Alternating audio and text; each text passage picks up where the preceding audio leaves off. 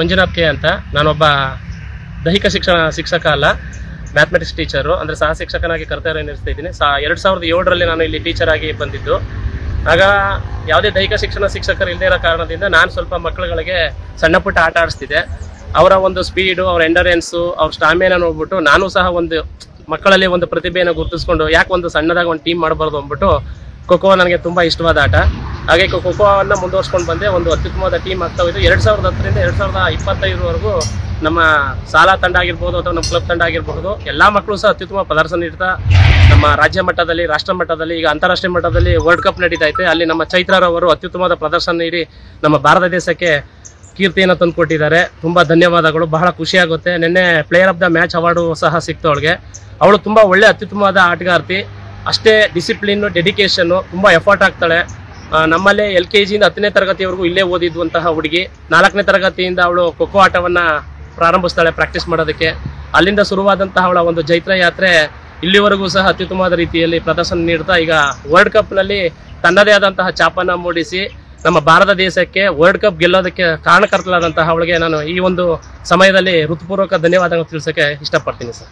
ತುಂಬ ಬಡ ಕುಟುಂಬದವರು ಸರ್, ಕೃಷಿ ಕುಟುಂಬದಿಂದ ಬಂದಂಥವರು. ಅವ್ರ ತಂದೆಗೆ ಸ್ವಲ್ಪ ಹುಷಾರಿಲ್ಲ. ಅವ್ರ ತಾಯಿ ಸ್ವಲ್ಪ ಟೈಲರಿಂಗ್ ಮಾಡ್ಕೊಂಡು ಆ ಮಗುನ ಬೆಳೆಸ್ಕೊಂಡು ಹೋಗ್ತಾ ಇದ್ದಾರೆ. ಅವ್ರ ಅಣ್ಣ ಒಬ್ಬ ಇದ್ರು, ಅವರು ಖೋಖೋ ಕ್ರೀಡಾಪಟುನೇ, ಬಟ್ ಮಧ್ಯಂತರದಲ್ಲಿ ಬಿಡ್ತಾರೆ. ತನ್ನ ತಂಗಿಗೋಸ್ಕರ ಸ್ಯಾಕ್ರಿಫೈಸ್ ಮಾಡ್ತಾರೆ.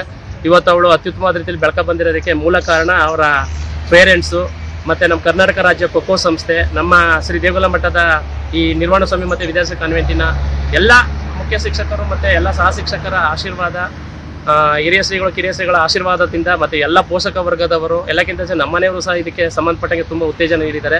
ಅವರೆಲ್ಲರ ಒಂದು ಕಾರಣಕರ್ತದಿಂದ ಇವತ್ತು ವರ್ಲ್ಡ್ ಕಪ್ನಲ್ಲಿ ನಮ್ಮ ಚೈತ್ರರವರು ಚೆನ್ನಾಗಿ ಆಟ ಆಡಿ ನಮ್ಮ ಭಾರತ ದೇಶಕ್ಕೆ ಕೀರ್ತಿಯನ್ನು ತಂದು ಕೊಟ್ಟಿದ್ದಾರೆ. ತುಂಬ ಧನ್ಯವಾದಗಳು ಸರ್. ಅವರು ಒಂದು ಅತ್ಯಂತ ಪ್ರತಿಭಾವಂತ ಕ್ರೀಡಾಪಟು. ನಮ್ಮ ಯೂನಿವರ್ಸಿಟಿ, ಮೈಸೂರು ಯೂನಿವರ್ಸಿಟಿಯಲ್ಲಿ ಕ್ಯಾಪ್ಟನ್ ಆಗಿ ಚಿನ್ನದ ಪದಕವನ್ನು ತಂದುಕೊಡೋದಕ್ಕೆ ಪ್ರಮುಖ ಕಾರಣಕರ್ತರಾಗಿರ್ತಾರೆ. ನಮ್ಮ ಯೂನಿವರ್ಸಿಟಿಗೆ, ಮೈಸೂರು ಯೂನಿವರ್ಸಿಟಿಗೆ ನಮ್ಮ ಈ ಒಂದು ಗ್ರೌಂಡಲ್ಲಿ ಪ್ರಾಕ್ಟೀಸ್ ಮಾಡಿದಂತಹ 13 ವಿದ್ಯಾರ್ಥಿಗಳು ಅಲ್ಲಿ ಭಾಗವಹಿಸಿರ್ತಾರೆ. ಅಲ್ಲಿ ಅವರು ಕ್ಯಾಪ್ಟನ್ ಆಗಿರ್ತಾರೆ. ಚಿನ್ನದ ಪದಕವನ್ನು ತಂದುಕೊಡೋದಕ್ಕೆ ಪ್ರಮುಖ ಪಾತ್ರ ವಹಿಸಿದ್ದಾರೆ. ಜೊತೆಗೆ ಅವರು KKFI ನಡೆಸುವಂತಹ ಅಫಿಷಿಯಲ್ದು ಎಕ್ಸಾಮ್ ಬರೆದು ಪಾಸ್ ಆಗಿದ್ದು ಈಗ ನಮ್ಮ ಕರ್ನಾಟಕದಿಂದ ಏಕೈಕ ಮಹಿಳಾ ಟೆಕ್ನಿಕಲ್ ಅಫಿಷಿಯಲ್ ಆಗಿ ಕಾರ್ಯನಿರ್ವಹಿಸಿದರೆ. ತುಂಬ ಪ್ರತಿಭಾವಂತ ವಿದ್ಯಾರ್ಥಿನಿ. ಈಗ ನಮ್ಮ ವಿದ್ಯೋದಯ ಹೈಸ್ಕೂಲ್ನಲ್ಲಿ PT ಟೀಚರ್ ಆಗಿ ವರ್ಕ್ ಮಾಡ್ತಿದ್ದಾರೆ. MPEd ಆಗಿದೆ. ನೋಡೋಣ ಸರ್, ಅವರು ಅಲ್ಲೇ ಅಪ್ರೂವಲ್ ಆಗುತ್ತೆ, ಅಲ್ಲೇ ಪರ್ಮನೆಂಟ್ ಮಾಡ್ಕೋಬೇಕು ಅಂತ ಅಲ್ಲಿ KP ಮಧುಸ್ವಾಮಿ ಸರ್ ಅವರು, ಉದಯ್ ಕುಮಾರ್ ಸರ್ ಅವರು ಹೇಳಿದ್ದಾರೆ. ಅದೇನಾರು ಆಯಿತು ಅಂತಂದರೆ ಅವಳ ಒಂದು ಪ್ರತಿಭೆಗೆ, ಅವಳ ಒಂದು ಶ್ರಮಕ್ಕೆ ಒಂದು ಅತ್ಯುತ್ತಮವಾದ ಪ್ರತಿಫಲ ಸಿಗ್ದಂಗೆ ಆಗುತ್ತೆ ಸರ್. ಒಟ್ಟಲ್ಲಿ 2 ವಿದ್ಯಾರ್ಥಿಗಳು ನಮ್ಮ ಒಂದು ಕುರ್ಬೂರು ಗ್ರೌಂಡ್ನಲ್ಲೇ ಪ್ರಾಕ್ಟೀಸ್ ಮಾಡಿ ಇಬ್ಬರು ವಿಭಿನ್ನವಾದ ಮಾರ್ಗದಲ್ಲಿ ಚೊಚ್ಚಲ ವಿಶ್ವಕಪ್ನಲ್ಲಿ ಭಾಗವಹಿಸಿ, ದೆಹಲಿಯಲ್ಲಿ ನಡೆದಂಥ ಚೊಚ್ಚಲ ವಿಶ್ವಕಪ್ನಲ್ಲಿ ಇವರು ಟೆಕ್ನಿಕಲ್ ಅಫಿಷಿಯಲ್ ಆಗಿ, ಇವರೊಬ್ಬರು ಪ್ಲೇಯರ್ ಆಗಿ ಕರ್ತವ್ಯವನ್ನು ನಿರ್ವಹಿಸಿ ಆಟವನ್ನು ಆಡಿ ನಮ್ಮ ಭಾರತ ದೇಶಕ್ಕೆ, ನಮ್ಮ ಕರ್ನಾಟಕ ರಾಜ್ಯಕ್ಕೆ, ನಮ್ಮ ಮೈಸೂರು ಜಿಲ್ಲೆಗೆ, ಎಲ್ಲಕ್ಕಿಂತ ಹೆಚ್ಚಾಗಿ ಟಿ ನರಸೀಪುರ ತಾಲೂಕು ನಮ್ಮ ಕುರುಬೂರು ಗ್ರಾಮಕ್ಕೆ ಹೆಮ್ಮೆಯನ್ನು ತಂದುಕೊಟ್ಟಿದ್ದಾರೆ ಸರ್. ತುಂಬ ಧನ್ಯವಾದಗಳು ಸರ್. ಇದೆ ಸರ್, ಈಗ ನೋಡ್ತಾ ಇದ್ರಲ್ಲಿ ಒಂದೇ ಗ್ರೌಂಡ್ ಇರೋದು. ಈ ಒಂದು ಗ್ರೌಂಡಲ್ಲಿ ನಾವು ಈ ಮಟ್ಟಿಗೆ ಸುಮಾರು ಪ್ರತಿದಿನ ನಮ್ಮಲ್ಲಿ 100 ಮಕ್ಕಳು ಪ್ರಾಕ್ಟೀಸ್ ಮಾಡ್ತಾರೆ. ಇನ್ನು ನರಸೀಪುರದ ತಾಲೂಕು ಕ್ರೀಡಾಂಗಣ ಇಲ್ಲವೇ ಇಲ್ಲ. ಜೊತೆಗೆ ನಮ್ಮಲ್ಲೂ ಸಹ ನಾವು ನಮಗೆ ಒಂದು ಖೋಖೋ ಒಂದು ಗ್ರೌಂಡ್ ಬೇಕು ಅಂತ ಕೇಳಿದ್ದೀವಿ, ಮನವಿಯನ್ನು ಸಲ್ಲಿಸಿದ್ದೀವಿ. ಇಲ್ಲಿವರೆಗೂ ಸುಮಾರು ಸಲ ನಾವು ಆ ಮನವಿಯನ್ನು ಹೇಳಿದ್ದೀವಿ.